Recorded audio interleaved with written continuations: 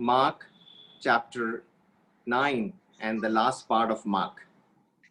और आज हम मरकुस रचित सुसमाचार उसका 9 अध्याय और उसका जो आखिरी भाग है उस पर हम विचार कर रहे हैं. Let us read verse from Mark. Let's read that portion which says about the Lord Jesus Christ talking to them about what is profiting a man. और आइए चलिए हम उन भाग को पढ़ेंगे जब प्रभु यीशु मसीह वहां पर इन बातों को रखते हैं कि मनुष्य के लिए क्या लाभदायक हो सकता है. So in the last part of chapter 8 and verse 35, let's read that portion from 35, 36, 37. और चलिए हम जो पिछली बार हमने पढ़ा था उसी भाग को मरकुस रचित सुसमाचार 8 अध्याय का 35, 36 वचन को पढ़ेंगे. क्योंकि जो कोई अपना प्राण बचाना चाहे वह उसे खोएगा, पर जो कोई मेरे और सुसमाचार के लिए अपना प्राण खोएगा वह उसे बचाएगा. यदि मनुष्य सारे जगत को प्राप्त करे और अपने प्राण की हानि उठाए तो उसे क्या लाभ होगा, और मनुष्य अपने प्राण के बदले क्या देगा. So we are invited by the words and works of Christ to follow him. इसलिए हम उसके वचन से और उनके कहे अनुसार हम लोग बुलाए गए हैं कि हम उसके पद चिन्हों पर चलें. The devil is always trying to draw away the disciples of Christ and the servants of Christ after him. और इसीलिए जो प्रभु ने हमको बुलाया है, could you please repeat that?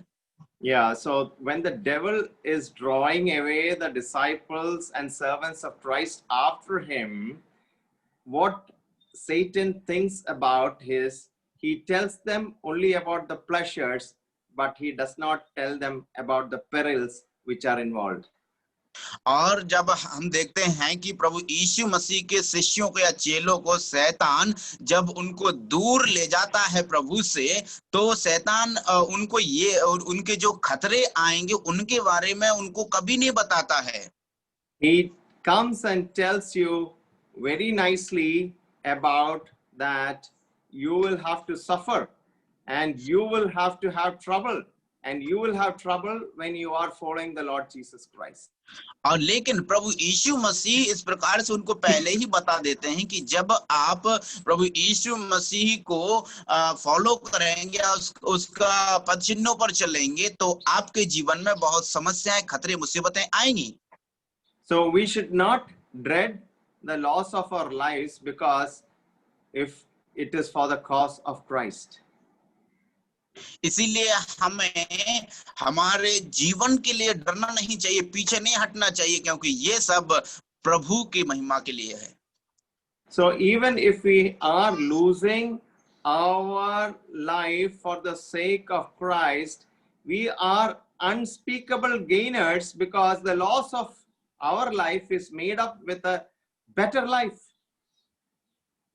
इसलिए हमको हमारे जीवन की हानि उठाने से पीछे नहीं हटना चाहिए, क्योंकि यह हमारे प्रभु यीशु मसीह के लिए ही है. So when we say in one side that we should not dread the loss of our lives, the other side is we should dread the loss of our souls.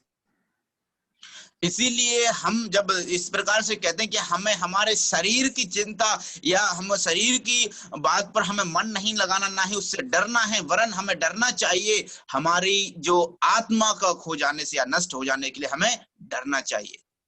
So whosoever shall lose his life for the sake of Christ, there is always a better life which will proceed immediately after the loss of life. इसीलिए जो कोई भी मसीह के लिए मसीह में अपना जीवन को खो देते हैं, लेकिन उससे कहीं गुना बढ़ करके अच्छा जीवन उनको उसके तुरंत बाद उनको मिल जाएगा जब वो अपनी लाइफ को खोते हैं, जीवन को खोते हैं. Somebody said the life is sweet, the death is bitter, but eternal death is more bitter and eternal life is more sweet. किसी ने इस प्रकार से कहा है और क्या खूब कहा है कि जीवन खोना अच्छी बात है, जीवन पाना अच्छी बात है, लेकिन जो जब मृत्यु होती है वो कड़वी बात है। लेकिन और जब अनंत काल की मृत्यु होना वो उससे भी ज्यादा कड़वी बात है। लेकिन जो अनंत काल का जीवन को पाना वो उससे कई गुना ज्यादा मीठी बात है। So the happiness of heaven with Christ should be our goal and our focus and our heart's desire. इसीलिए हमारे दिल की इच्छा और आशा यही होना चाहिए कि मसीह के साथ स्वर्ग में वो खुशी और आनंद। So why do we keep more stress on this?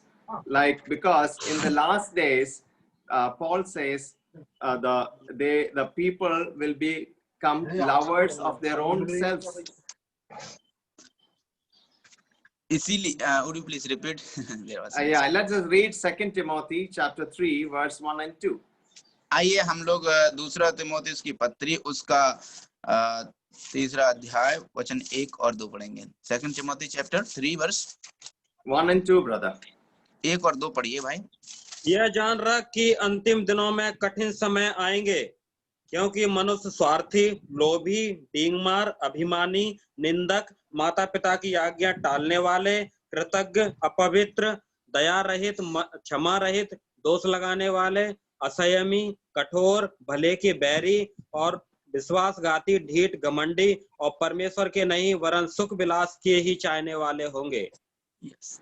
Thank you, brother. So we see here that people will become lovers of themselves and of money. इसीलिए हम इन वचनों में इस बात को पढ़ते हैं कि आने वाले समय में लोग अपने आप को प्रेम करने वाले और मनुष्य पैसे को प्रेम करने वाले मिल जाएंगे और हो जाएंगे। The work of the Holy Spirit is something which wants us to loosen the grip on certain things. इसीलिए जो परमेश्वर हैं वो हमारे जीवन में यह चाहते हैं कि हम उन बातों को ढीला करें जो हम उनको जो हमें पकड़े हुए हैं। Let's read Acts 2 and 44. आइए हम लोग प्रेरितों के काम 2 का 45 पढ़ेंगे।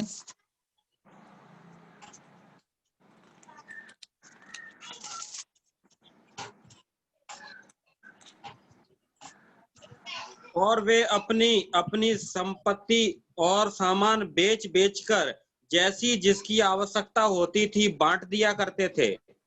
Yes. So they sold their possessions and goods.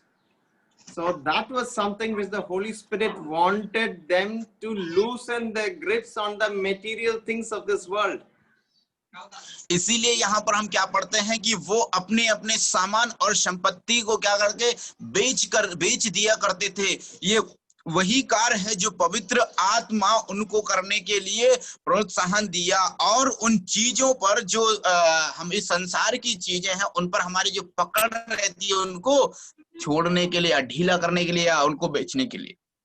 In Acts 4 and 32, we see that they were of one heart, of one soul, and neither said any of them that aught of these things which he possessed was his own, but they had all things common. इसीलिए जब हम प्रेरितों के काम की पुस्तक उसका 4 का 32 में पढ़ते तो वहां पर लिखा है, और विश्वास करने वाली मंडली एक चित्त और एक मन थी, यहाँ तक कि कोई भी अपनी संपत्ति अपनी नहीं कहता था, परंतु सब कुछ साझे में था। You see the result of this in the next verse. Let's read verse 34. आइए हम 33. Yeah. उसका 33 पद जब हम पढ़ते हैं तो उसका कितना अच्छा प्रतिफल हमको मिलता है। Let's read verse 33. Yeah. प्रेरित बड़ी सामर्थ्य से प्रभु यीशु के जी उठने की गवाही देते रहे और उन सब पर बड़ा अनुग्रह था। So what is the secret of that great power? Because they were not clinging to their money, they were clinging to Christ. और उनकी जो शक्ति और सामर्थ्य का रहस्य क्या था, वो मसीह से जुड़े हुए थे, वो एक दूसरे में जुड़े हुए थे, एक दूसरे के साथ मसीह में जुड़े हुए थे। The fire of the Spirit must burn off all the chaff of materialism if we have to grow in Christ.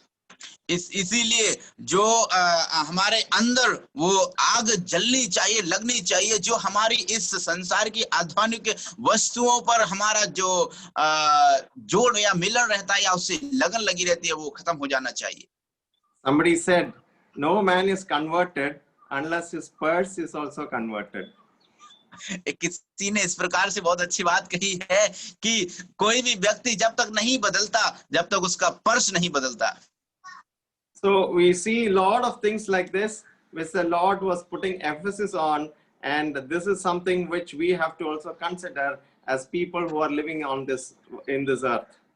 इसलिए संसार में रहने वाले लोगों को इस बात को और हमको इस बात पर विचार करना चाहिए कि जो ऐसी ही बातें हैं जो परमेश्वर उन लोगों के बीच में उनको बताना चाहते थे। So Jesus always insisted on counting the cost.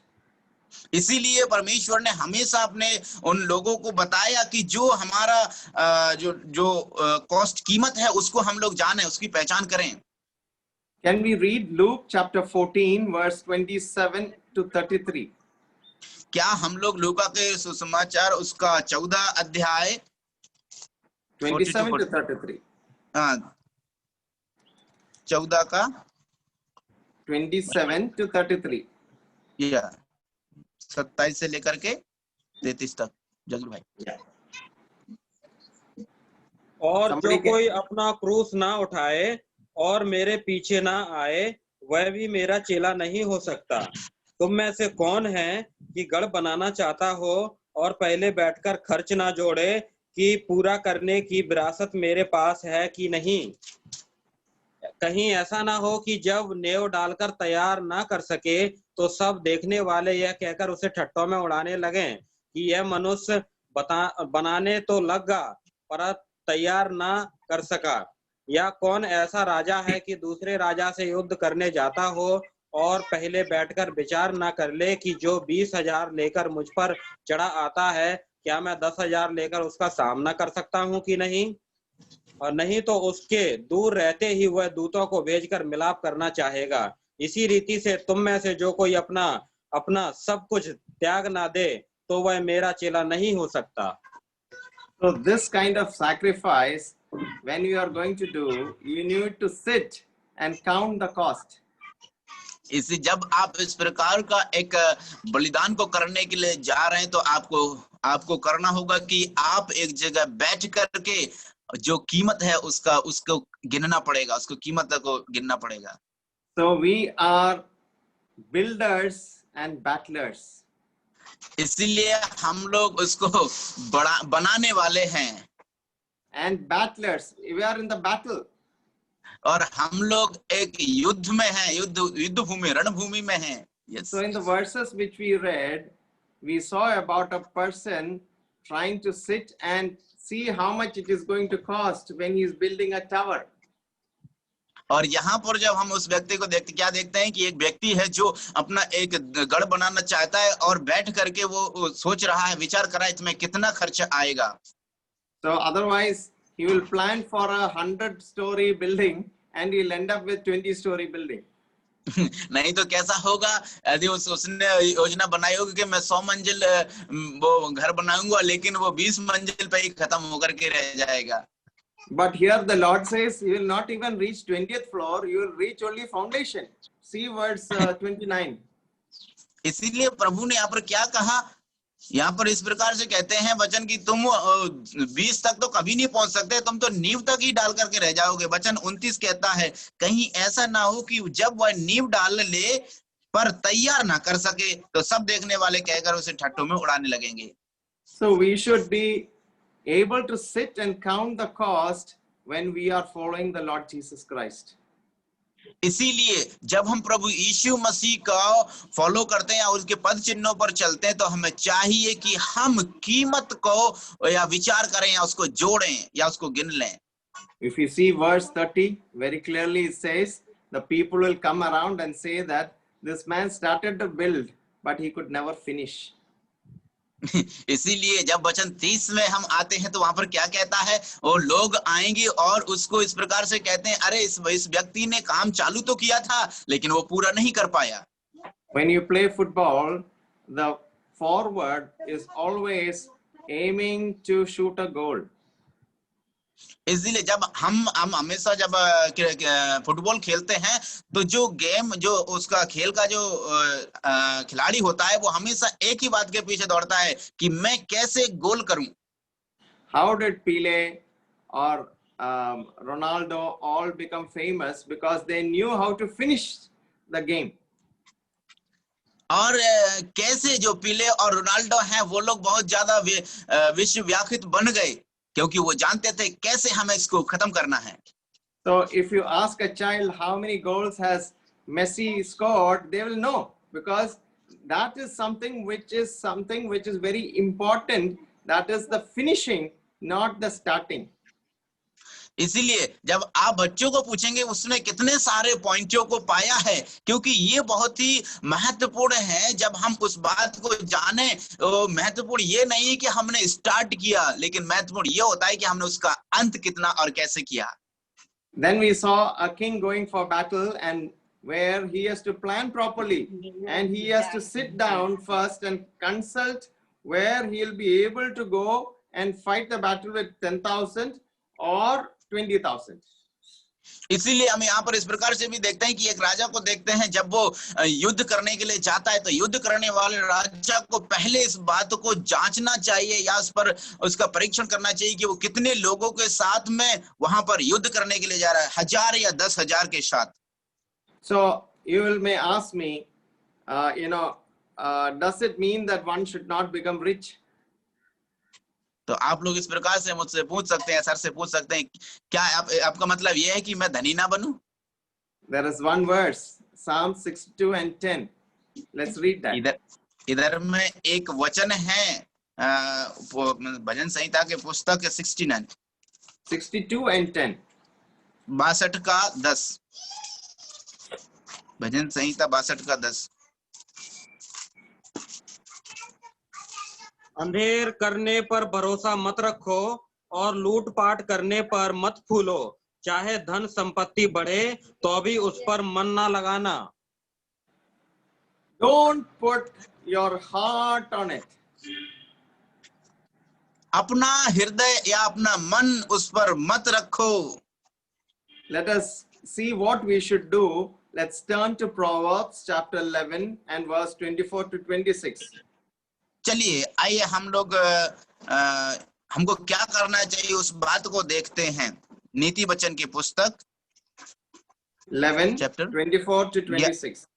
11 का 24 से लेकर के 26 तक. ऐसे हैं जो छितरा देते हैं तो भी उनकी बढ़ती ही होती है, और ऐसे भी हैं जो यथार्थ से कम देते हैं और इससे उनकी घटती ही होती है. उदार प्राणी हष्टपुष्ट हो जाता है और जो औरों की खेती सींचता है उसकी भी सींची जाएगी. जो अपना अनाज रख छोड़ता है उसको लोग श्राप देते हैं, परंतु जो उसे बेच देता है उसको आशीर्वाद दिया जाता है. जो यत्न से भलाई करता है वो औरों की प्रसन्नता खोजता है, परंतु जो दूसरों की बुराई का खोजी होता है उसी पर बुराई आ पड़ती है. Thank you, brother.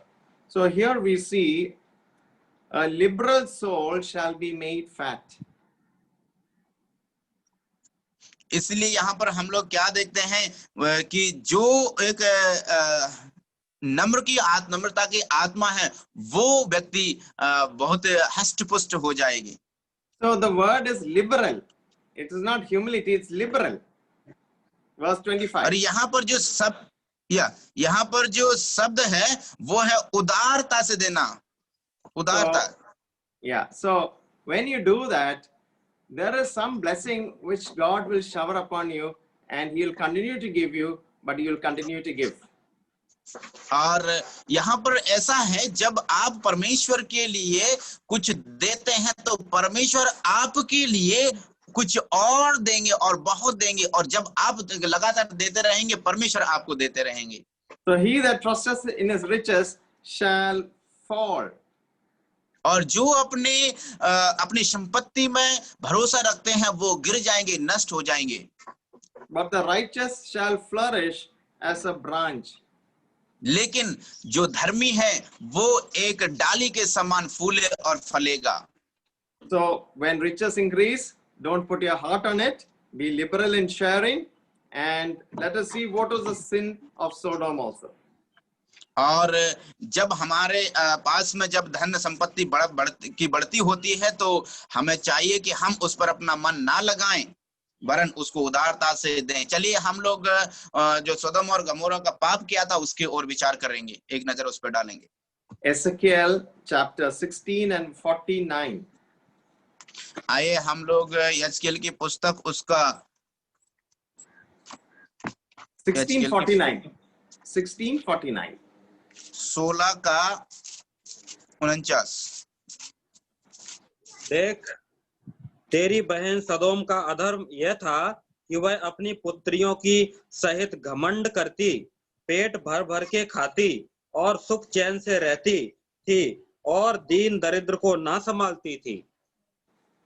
So we see that the sin of Sodom is explained here in 1649, where we read that the iniquity of thy sister Sodom was pride, fullness of bread, and abundance of idleness.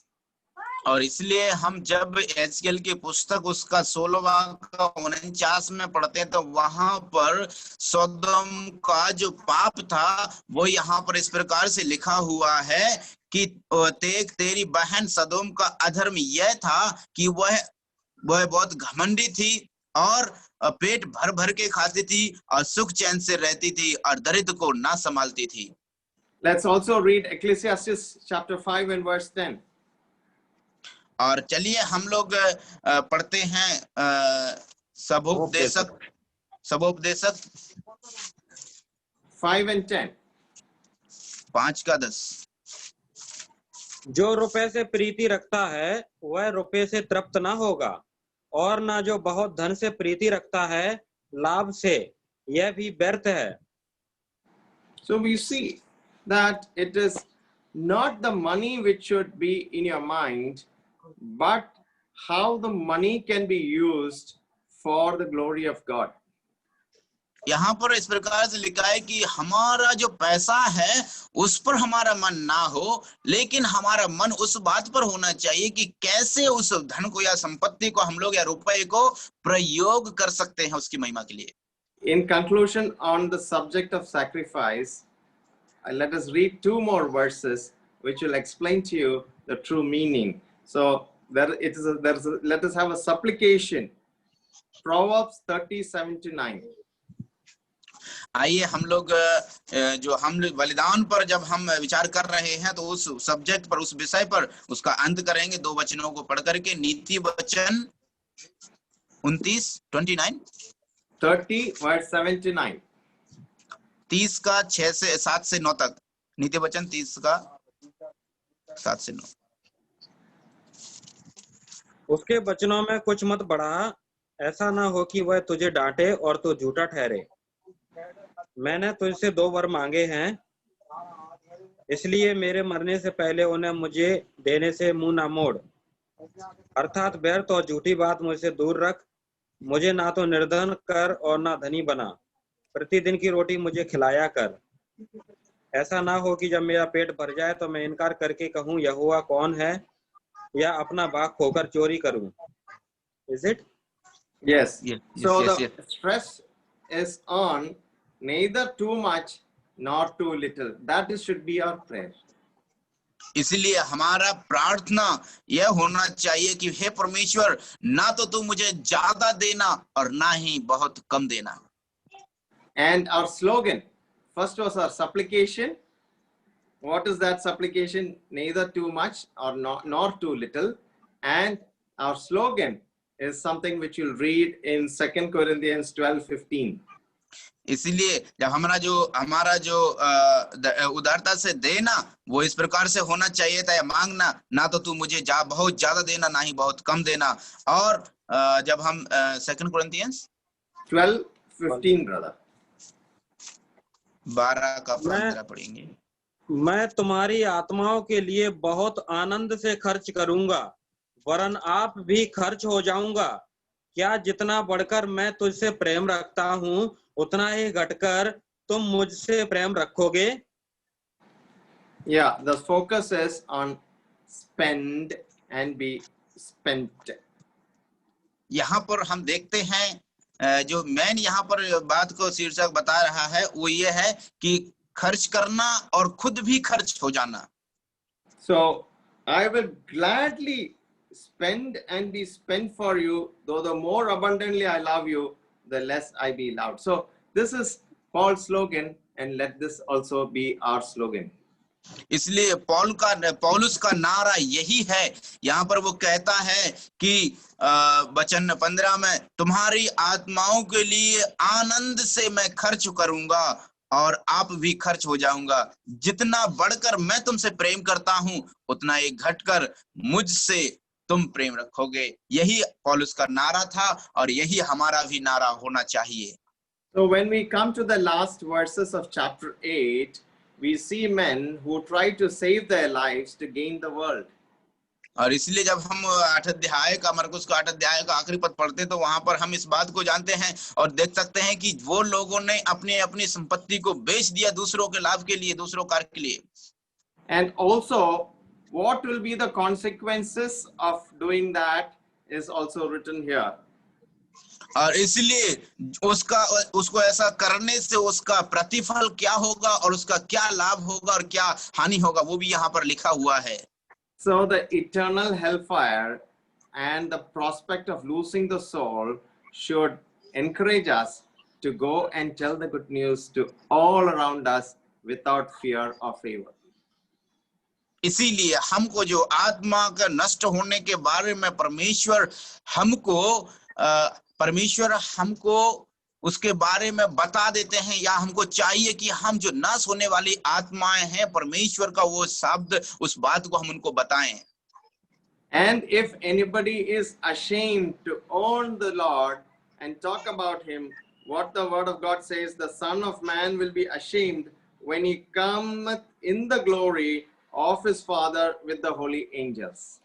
देखिए, जब वो कोई भी व्यक्ति उस परमेश्वर के उस कार्य को करने के लिए यदि शर्मिंदा होते हैं तो प्रभु का वचन कहता है कि जब वो भी बादलों पर अपनी बड़ी महिमा और स्वर्गदूतों के संग आएगा तो वो भी आपको शर्मिंदा करेगा उस टाइम पर। I'll tell you an example. Take 2 bricks and put it on your head and walk in your own town. और मैं आपको एक उदाहरण बोलूंगा। आप दो ईंटों को लेना और अपने सिर पर रखना और सिर पर रख के अपने शहर में चलना, घूमना। Nobody will even notice you. कोई भी आपके ऊपर मतलब ज्यादा ध्यान नहीं देगा। Take some tracts in your hand and a Bible in your other hand and walk through your city. Everybody will notice you and try to be contemptuous to you and unkind to you. इसीलिए लेकिन जब अब आपने अपने हाथों में वो Bible से रचित बाइबल और उसके कुछ पत्रियां या कुछ पत्रों को जब आप लेकर के जाएंगे, ट्रैक्ट्स को लेकर के जाएंगे, तो सारे शहर के लोग इस बात को नोटिस करेंगे और वो आपसे जलने लगेंगे और आपके विरोध में वो खड़े हो जाएंगे। You will be ridiculed and spoken against. इसलिए आप वहां पर विचलित किए जाएंगे और आपको वो लोग रोकेंगे। But we should not be ashamed of our relationship to Christ, and we should not be ashamed of something which is so precious, which you are carrying in our hand. इसीलिए हमको इस बात के लिए शर्मिंदा नहीं होना चाहिए। हमारा जो संबंध प्रभु के साथ जो रिश्ता है उसके प्रति हमें शर्मिंदा नहीं होना है। इसलिए हम बड़े ही उदारता और उत्साह के साथ में जो अपने हाथ में हम लिए हैं उसको लेकर के चले और किसी से ना डरे। Brothers and sisters who are hearing me, there is a day coming. मेरे प्रिय भाई एवं बहनों जो आप मुझे आज सुन रहे हैं, इधर में एक दिन है वो आ रहा है। Then the Son of Man comes in the glory of his Father with his holy angels. जब परमेश्वर प्रभु यीशु मसीह वो अपने परमेश्वर पिता की महिमा में होकर यानी स्वर्गदूतों के संग आ रहा है। We hear about the Shekinah glory of our God in the Old Testament, and that glory is something which we cannot even fathom today. इसलिए जब हम उस पुराने नियम में जो परमेश्वर के उस सकीना महिमा के लिए या उस ग्लोरी के लिए जब हम देखते हैं, उसको आज हम आने वाले दिनों में उसको खत्म नहीं कर सकते, मिटा नहीं पाएंगे। And it is better to be commended by that glorious one in front of all those angels, and rather than be counting something that we should be ashamed of and not be able to stand for Christ. और यह कितने महिमा और आदर की बात होगी जब इतने महिमामय परमेश्वर के द्वारा हमें यह टिप्पणी मिलेगी या शाबाशी मिलेगी, और उसकी अपेक्षा में यदि जो कोई व्यक्ति शर्मिंदा हो जाते हैं उसके लिए, और वो गिने जाएंगे और वो नाश हो जाएंगे और वो दंड पाएंगे और वो लज्जित होंगे। If you are able to share in his disgrace now, he will share with you his glory. यदि आज आप उसके वचन को दूसरे लोगों के साथ बांटते हैं तो आने उस दिन में वो प्रभु अपनी महिमा को हमारे साथ और आपके साथ बांटेंगे। So we were seeing the introduction by the servant as part of the part 3 of our study of Mark. और आज हम जब उसका प्रस्तावना को या पृष्ठभूमि को देख रहे थे, और जो मरकुस जब उस सेवक के बारे में बताते हैं उसका तीसरा भाग के बारे में। So in that third part, we are coming to the third part of that third part, which is the transfiguration. और हम उस तीसरे भाग में आते हैं जो बदला या रूपांतरण के बारे में। So we are going to see something which is something very glorious. He is talking about this after saying that you will see me, when you see me coming with the angels, I will not be ashamed of you. I'll talk about you to everybody if you talk about me today. और वो जब हम आगे के भागों में जब हम पढ़ेंगे तो वहां पर इस प्रकार से लिखा है, यदि आज आप मेरे लिए या मेरे बारे में बताने के लिए लज्जित नहीं होंगे, यदि आप मेरे बारे में आज बताएंगे तो उस दिन जब मैं उस पिता की महिमा में आऊंगा स्वर्गदूतों के संग, तो मैं भी आपके बारे में बताने से लज्जित नहीं होगा और अपनी महिमा तुम्हारे साथ शेयर करने में, बांटने से लज्जित नहीं होगा।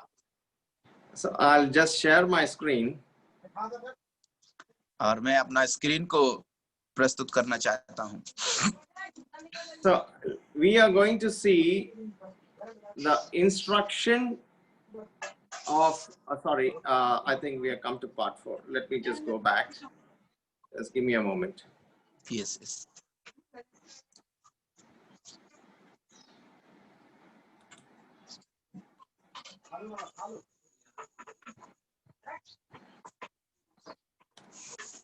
So first, today we are going to cover, one second, yeah.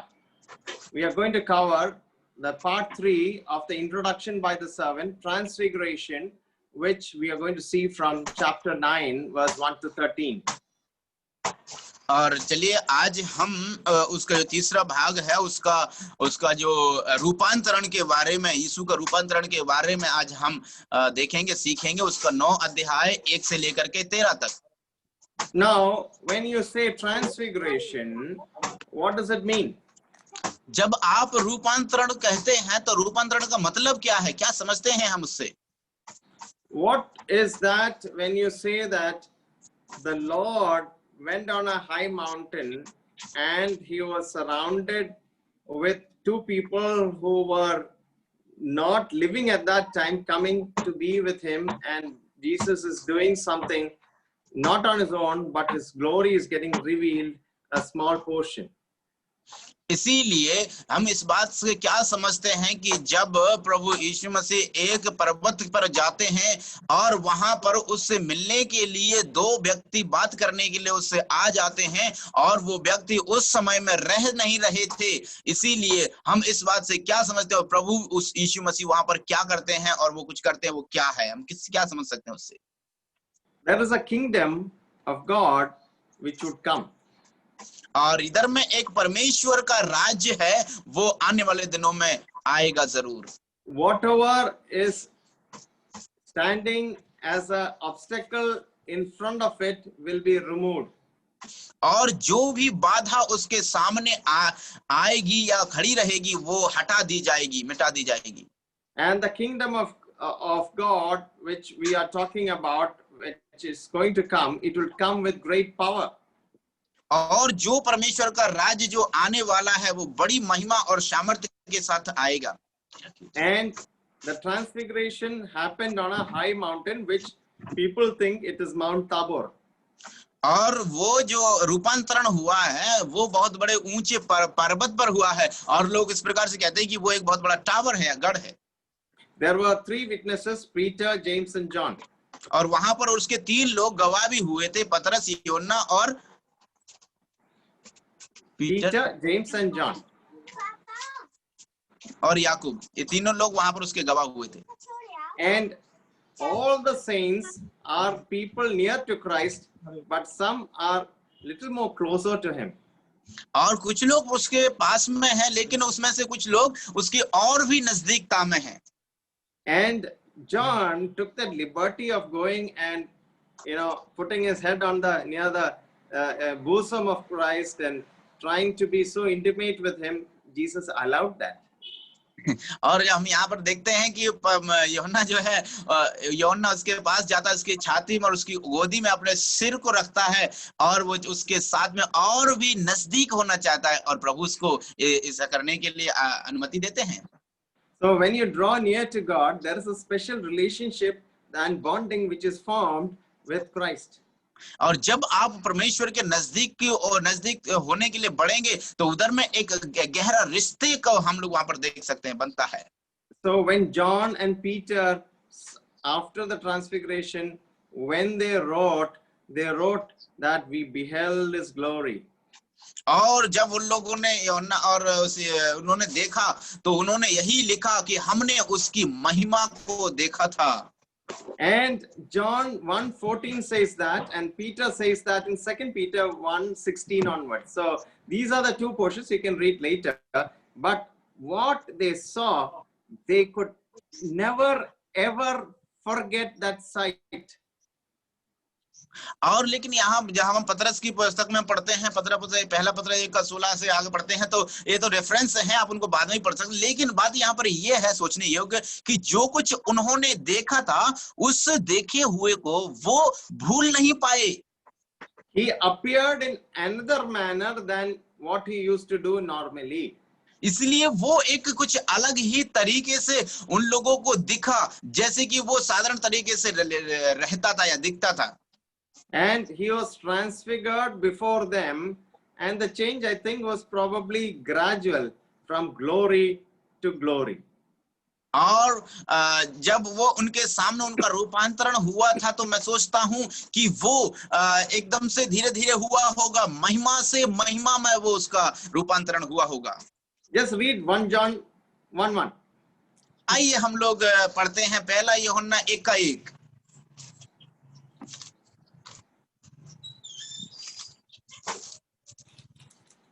उस जीवन के वचन के विषय में जो आदि से था, जिसे हमने सुना, जिसे अपनी आंखों से देखा, वरन जिसे हमने ध्यान से देखा।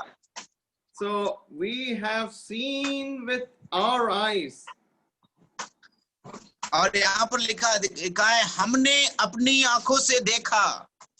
John, he speaks of the word of life which they have seen with their own eyes, and his raiment became shining. और यूहन्ना यहाँ पर इस बात को बोल रहा है कि हमने उस वचन को, जो जीवित वचन है, उसको विषय में हमने देखा था और उसको हमने अपनी आंखों से देखा। उसका जो चमक है वो हमने अपनी आंखों से देखा, वो बहुत ही विशाल था। So when we buy white clothes, we know that it gets soiled very fast. So we take little care for that. But here we see the brightness of the raiment of the Lord Jesus Christ. That was also indeed a sight to see. और जब हम सफेद कपड़े खरीदते हैं तो हम उनके बारे में वो बहुत जल्दी गंदे हो जाते हैं, इसलिए हम उनके बारे में बहुत ही सतर्क रहते हैं और उनको विचार करते हैं। लेकिन प्रभु यीशु मसीह के कपड़ों को जब हम देखें, उस समय में जब उनका रूपांतरण हुआ था तो उसके कपड़े भी देखने के लायक थे, वो इतनी चमक में थे। His companions in his glory were Moses and Elijah. और उसके जो महिमा के जो सहयोगी थे, मूसा और Elia. They appeared talking to him but they were testifying to him and they were being taught by him. और वो उनको ऐसा दिख रहा था कि वो वहां पर उसको दिखे उसकी महिमा के साथ, लेकिन वो लोग प्रभु यीशु मसीह के द्वारा निर्देशों को प्राप्त कर रहे थे। Moses and Elijah lived at a great distance of time, one from another. और लेकिन जो मूसा और एलिया है वो एक दूसरे के जीवन से और जीने के समय अंतराल से बहुत अलग थे। We are having certain dimensions which limit us. We can't be in two places.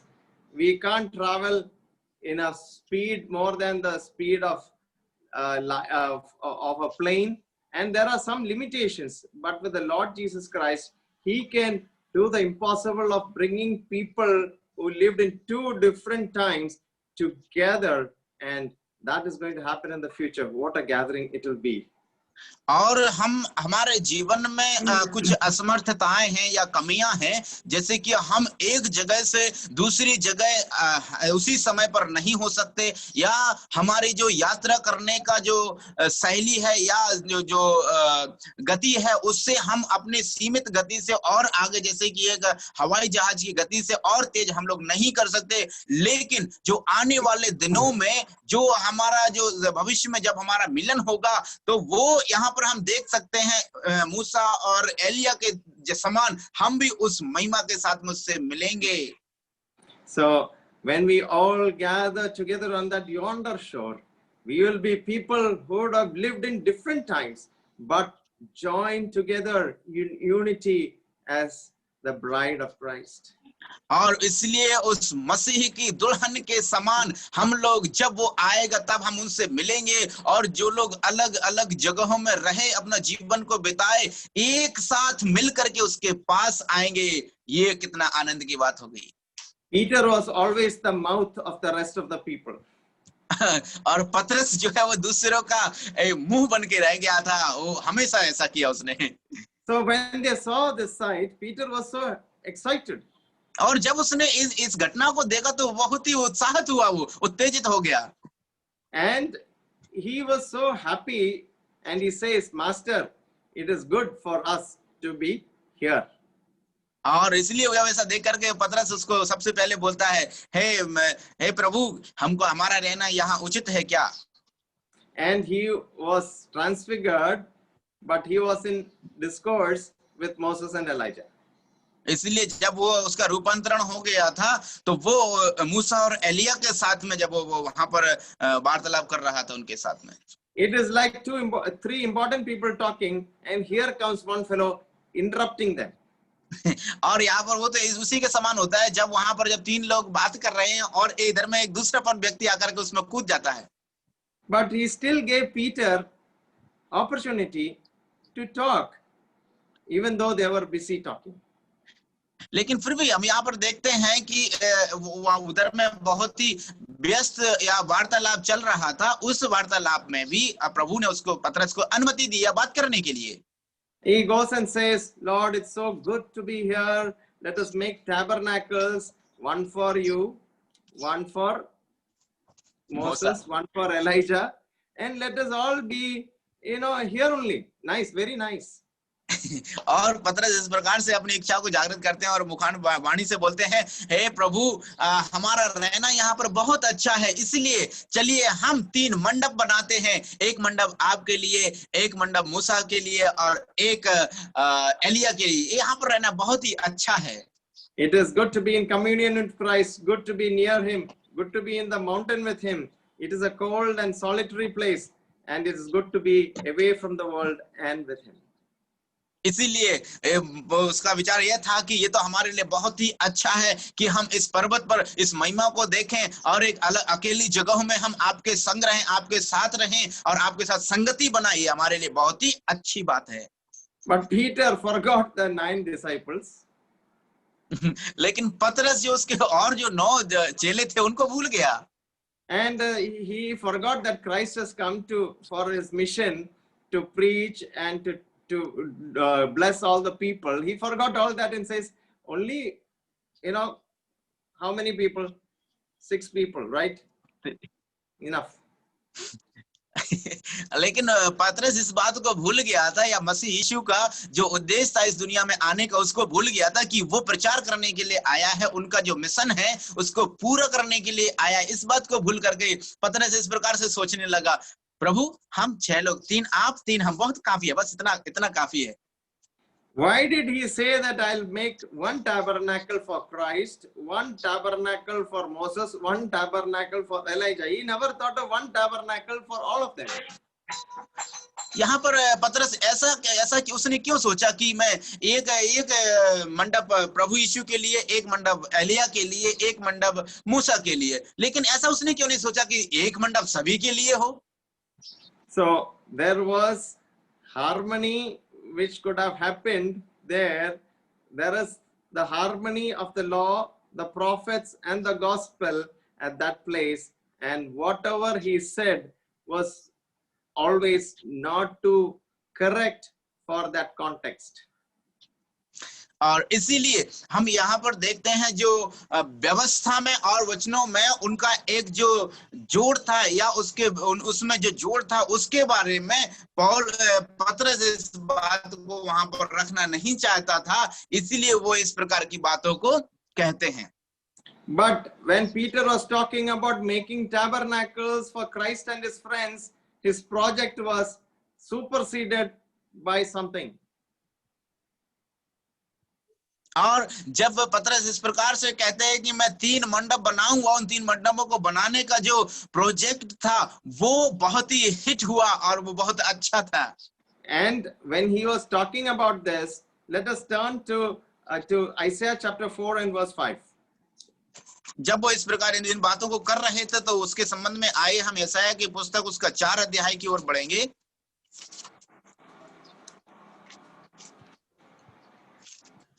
तब यहोवा सिय्योन पर्वत के एक एक घर के ऊपर और उसके सभा स्थानों के ऊपर दिन को तो धुएं का बादल और रात को धधकती आग का प्रकाश सृजेगा, और समस्त विभव के ऊपर एक मंडप छाया करेगा। So we see the word, which is a cloud, which is appearing here. और यहाँ पर जो वो शब्द है भीड़। So this cloud has an important portion and a part in the plan of Lord Jesus Christ. और जो यहाँ पर जो शब्द भीड़ का इस्तेमाल प्रयोग किया गया है उसका एक बहुत ही महत्वपूर्ण किरदार है प्रभु यीशु मसीह के इस मिशन में या उसके कार्य में। You see the pillar of fire and the cloud which was there covering the children of Israel. और हम यहाँ पर देखते हैं कि आग का खंबा और बादल का छाया वो मनुष्यों को वो कवर करके चलता था, ढांप के चलता था। You see how the cloud came down during the consecration of the temple. Would you please repeat? Yeah, we see clouds coming and resting upon the temple at certain times. और हमने कई बार उसमें देखा है जब वो बादल आकर के उस मंडप पर अर्थात जो तंबू के द्वार पर आकर के ठहर जाता था।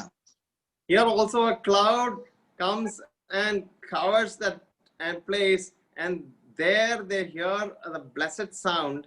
And I believe it was a rare opportunity when you can hear the sound and the voice of the Father in heaven. और मैं ऐसा विश्वास करता हूं कि यहाँ पर भी हम देखते हैं कि एक बादल आता है और वो छाया करता है, और उस समय का मैं विश्वास करता हूं कि ये उस समय में जो विचार या आवाज उठी होगी वो बहुत ही महिमामय होगी। So suddenly everything was over, and they looked around and they saw Jesus alone. और इसीलिए अच्छा एकदम से सब कुछ अलग हो जाता है और सब कुछ हट जाता है, और वहां पर वो केवल प्रभु यीशु मसीह को ही वहां पर देखते हैं अकेले। The Elijahs and the Moses may vanish, but Christ does not leave the soul, and he fills it with extraordinary joy and comfort whenever he is with us. और हम देखते हैं कि मूसा और एलिया अपने अपने महिमा को वो खो देंगे, वो चले जाएंगे, लेकिन मसीह हमेशा रहने वाला है और हमेशा रहेगा।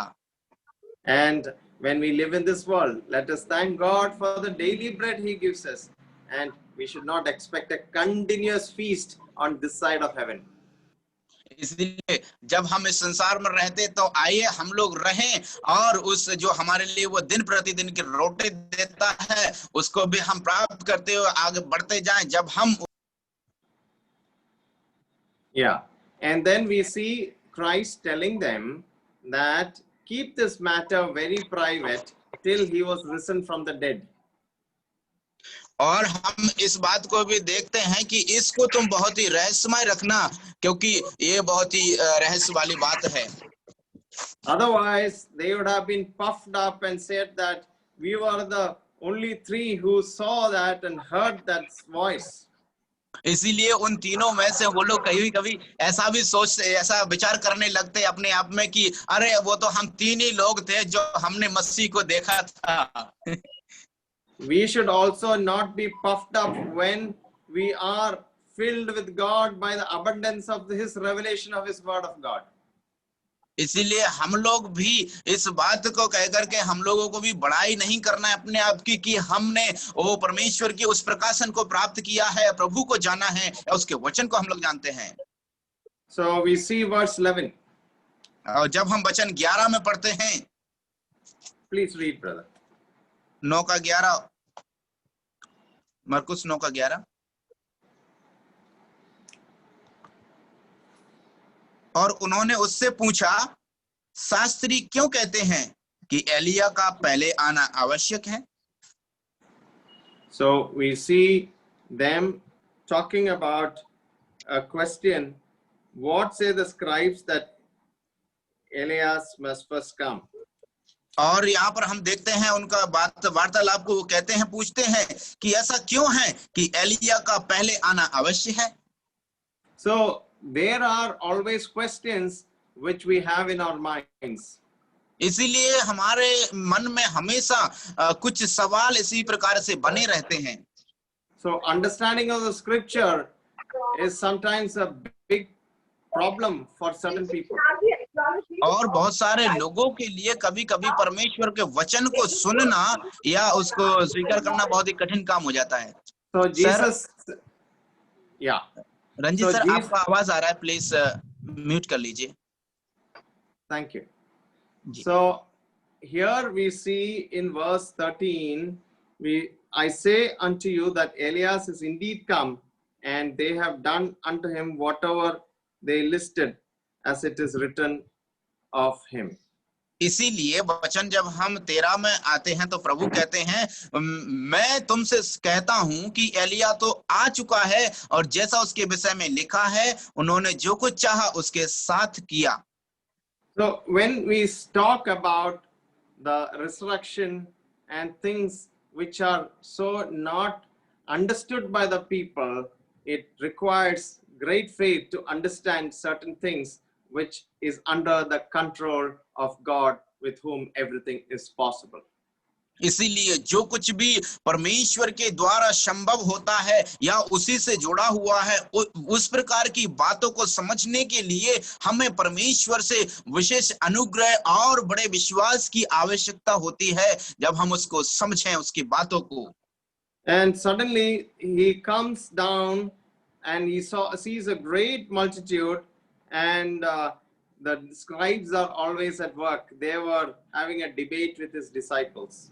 और इसीलिए हम देखते हैं कि प्रभु जब पहाड़ से, पर्वत से उतर करके आते हैं नीचे, तो देखते हैं कि बड़ा भीड़ उनके सामने आ गई और जो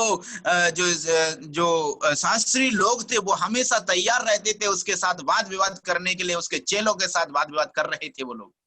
And we see that all these people were so happy to see Jesus back. और हम देखते हैं कि यहाँ पर वो सारे लोग बहुत ही खुश और आनंदित थे जब उन्होंने प्रभु यीशु मसीह को वापस आते हुए देखा। So they were greatly amazed and they ran to him and saluted him. और हम देखते हैं कि वो लोग बहुत ही आश्चर्यचकित हुए और वो उसकी ओर दौड़े और उन्होंने उसको सलाम किया। And one of the multitude answered and said, Master, have brought unto thee my son, which has a dumb spirit. और हम यहाँ पर देखते हैं कि जब वो उनके पास आया तो एक व्यक्ति अपने अपने लड़के को उसके पास लेकर के आता जिसके अंदर गूंगी आत्मा थी। And Christ returned to his disciples. He found them in great perplexity. और जब वो प्रभु यीशु मसीह अपने चेलों के पास आते हैं तो उनको एक बहुत ही आश्चर्यजनक जगहों में पाते हैं। He laid aside his robes of glory to come and look after his family and inquire what has happened when he was away. और जब वो अपनी सारी महिमा के रथियों को या महिमा को छोड़ करके उनके पास आते हैं इस बात की जानकारी लेने के लिए कि उनके साथ क्या हुआ जब मैं उस महिमा में था या मेरा रूपांतर हुआ था। The glory of Christ above does not make him forget the concerns of the church below. इसीलिए जो परमेश्वर की महिमा है वो चर्च के बारे में जो नीचे दिया गया है उसके बारे में वो क्या हुआ है उसके बारे में उसको भूल नहीं पाया। वो Christ's return was very welcome to his disciples, but he was unwelcome to the scribes. लेकिन जो प्रभु यीशु मसीह का वहां से वापस लौटना चेलों के द्वारा बहुत ही सम्माननीय और स्वागतदायक था, लेकिन जो वहां के लोग थे शास्त्री लोग उनके लिए वो उन्होंने स्वागत नहीं किया। He questions them. Now, what is the quarrel now? What is the problem? What is the problem? और यहाँ पर वो इस प्रकार से पूछते हैं कि यहाँ पर समस्या क्या हुई है, क्या वार्तालाप हुआ है यहाँ पर। The scribes made no answer to that, for they were confounded at his presence, but the disciples were comforted. और हम यहाँ पर देखते हैं कि शास्त्रियों ने उनको कोई जवाब नहीं दिया क्योंकि वो उसको जब प्रत्यक्ष रूप से वो देखते हैं तो वो लोग मान गए थे, और लेकिन जो उसके चेले थे वो लोग कंफर्टेड अर्थात वो शांति पाए थे। The father of the child comes and opens the case to him in verse 17 and 18. और जब हम देखते हैं कि ये उसका जो बालक का पिता है उसके पास आता है और वो अपने इस घटना को उसके सामने प्रस्तुत करता है, जब हम वचन 17 और 18 में पढ़ते हैं। What is the घटना?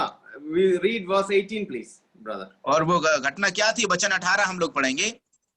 जहाँ कहीं वह उसे पकड़ती है वहीं पटक देती है, और वह मुंह में फेन भर लाता है और दांत पीसता और सूखता जाता है। और मैंने तेरे चेलों से कहा था कि वे उसे निकाल दें, परंतु वह निकाल ना सके। So just, thank you, brother.